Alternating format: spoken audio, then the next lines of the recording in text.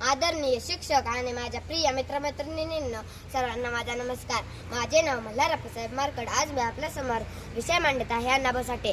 समाजात जगण्यासाठी ज्यांनी दिले अभिमानाचे स्थान, समाजात जगण्यासाठी ज्यांनी दिले अभिमानाचे स्थान, साहित्य आणि लोककलेतून केला समाजाचा पुनर्निर्माण.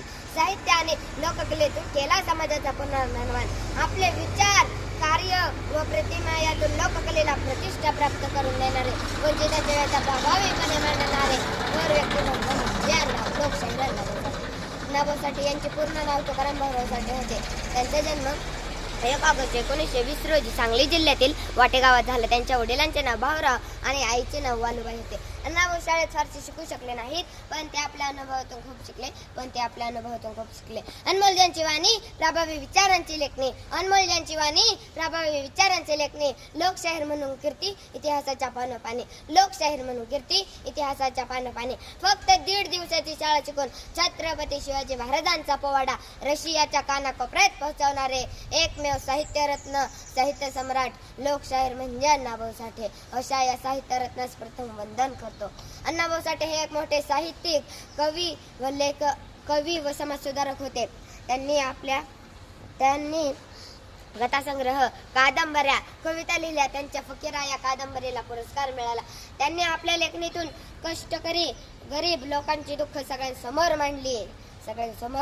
रस्त्यावर झोप छप्पर नाही, पण त्यांच्या स्वप्नांची आशा कमी नाही.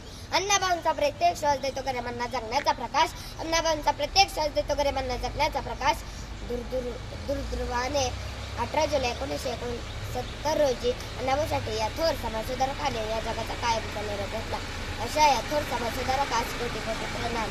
त्यांनी लिहिलेला पोवाडा शेवटी 2000 माझी मैना गावावर राहिली, माझ्या जीवाची होती या कायली. माझी मैना गावावर राहिली, माझ्या जीवाची होती या कायली.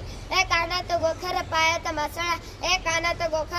मासळा, दंडात येळ नाकात नच सर्जाची. परी उमलली नाही कळी तिच्या अंतरीची. आणि छातीवर दगड ठेवून वाट धरली होती मी मुंबईची.